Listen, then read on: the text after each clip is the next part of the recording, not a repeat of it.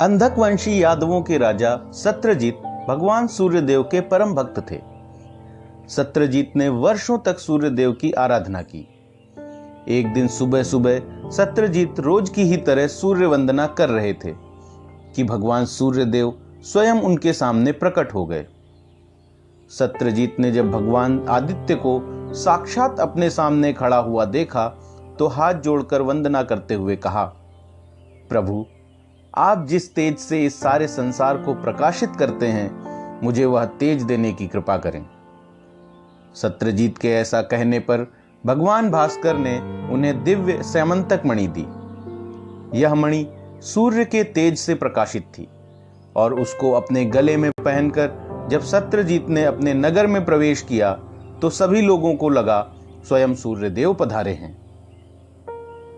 सत्यजीत ने वह मणि अपने प्रिय छोटे भाई प्रसेनजीत को दे दी। वह मणि अंधक वंशी यादवों के घर में समृद्धि लाती रही। वह मणि जहां भी रहती उसके आसपास के क्षेत्रों में समय पर वर्षा होती और लोग सभी रोगों से मुक्त रहते।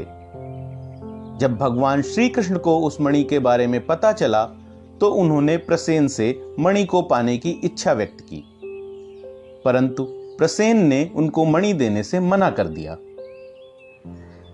एक दिन प्रसेन उस मणि को अपने गले में पहनकर शिकार खेलने के लिए गए। वहां प्रसेन एक शेर के हाथों मारे गए और वह शेर उनकी मणि अपने मुंह में दबाकर भाग गया।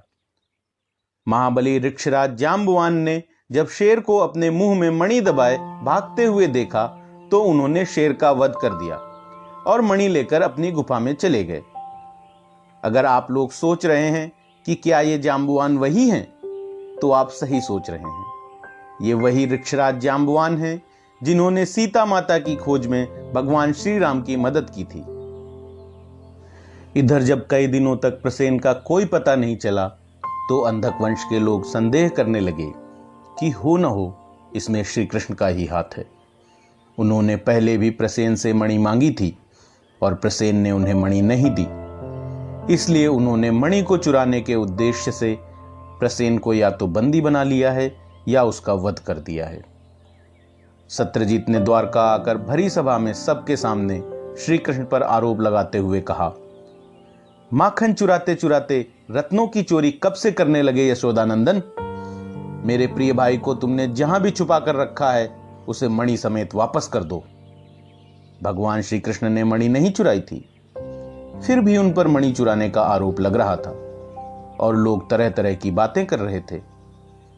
इस कलंक से मुक्त होने के लिए श्री कृष्ण ने मणि को ढूंढने का निश्चय किया और जंगल में चले गए। जंगल में प्रसेन के घोड़े के पैरों के निशानों का पीछा करते हुए श्री कृष्ण को प्रसेन की और उसके घोड़े की लाशें मिली, लेकिन वहां मणि का कोई निशान नहीं था। थोड़ी दूर पर ऋक्षराज के द्वारा मारा गया सिंह भी पड़ा मिला। ऋक्ष के पैरों के निशानों का पीछा करते हुए भगवान श्री कृष्ण जाम्बुवान की गुफा तक पहुंच गए। श्री कृष्ण ने गुफा के अंदर जाने का निश्चय किया। उन्होंने बलराम और अपने बाकी साथियों को गुफा के बाहर रुकने को कहा और निर्देश दिया, दाऊ, अगर मैं 10 दिन में गुफा से बाहर ना निकलूं तो आप लोग गुफा का द्वार बाहर से बंद कर द्वारका वापस चले जाइएगा। ऐसा कहकर वो खुद गुफा के अंदर चले गए। गुफा के अंदर श्री कृष्ण और जाम्बुवान के बीच घमासान द्वंद्व हुआ। महापराक्रमी जाम्बुवान ने भगवान वासुदेव के साथ 21 दिन तक द्वंद्व किया। बलराम और अन्य लोग 12 दिनों तक गुफा के बाहर बैठे रहे और अंत में भगवान वासुदेव के निर्देशानुसार गुफा का दरवाजा एक बड़े पत्थर से बंद कर द्वारका चले गए। पूरा द्वारका शोक में डूब गया। इधर अंततः 21 दिनों बाद महाबली जाम्बुवान शिथिल पड़ने लगे। उन्होंने सोचा, इस संसार में उनसे भी अधिक बलवान कौन हो सकता है? कहीं ये भगवान राम के ही अवतार तो नहीं है? ऐसा सोचते ही जाम्बुवान लड़ना छोड़कर श्री कृष्ण के सामने हाथ जोड़कर घुटनों पर बैठ गए और बोले, भगवान, मुझे क्षमा करें, मैं आपको पहचान नहीं सका। इतने वर्षों बाद पुनः आपके दर्शन पाकर मैं धन्य हो गया। श्री कृष्ण ने जाम्बुवान को उठाकर गले से लगा लिया और स्यमंतक मणि के विषय में बताया। जाम्बुवान ने कहा, भगवान, यह मणि मेरे किसी काम की नहीं है। मैं सहर्ष आपको यह मणि भेंट करता हूं, परंतु बदले में आप मेरी पुत्री जाम्बवंती से विवाह कर उसे धन्य कर दीजिए। श्री कृष्ण ने जाम्बुवान की शर्त मान ली। भगवान श्री कृष्ण स्यमंतक मणि लेकर जाम्बवंती के साथ द्वारका आ गए और भरी सभा में सभी के सामने वह मणि सत्यजीत को दे दी। इस प्रकार भगवान श्री कृष्ण ने अपने ऊपर लगे मिथ्या कलंक को दूर किया और सत्यजीत ने अपनी पुत्री सत्यभामा का विवाह श्री कृष्ण से कर दिया। कुछ समय बाद वारणावृत की आग में पांडवों के जल जाने की खबर सुनकर श्री कृष्ण और बलराम हस्तिनापुर गए। उनकी अनुपस्थिति का फायदा उठाकर शतधन्वा ने एक रात सत्यजीत का वध करके उनसे स्यमंतक मणि चुरा ली और अक्रूर जी को दे दी। सत्यभामा को जब अपने पिता की हत्या का पता चला तो वो वारणावृत पहुंच गईं और श्री कृष्ण से शतधन्वा द्वारा अपने पिता की हत्या की बात बताई। श्री कृष्ण जी तुरंत ही बलराम जी के साथ द्वारका लौट आए।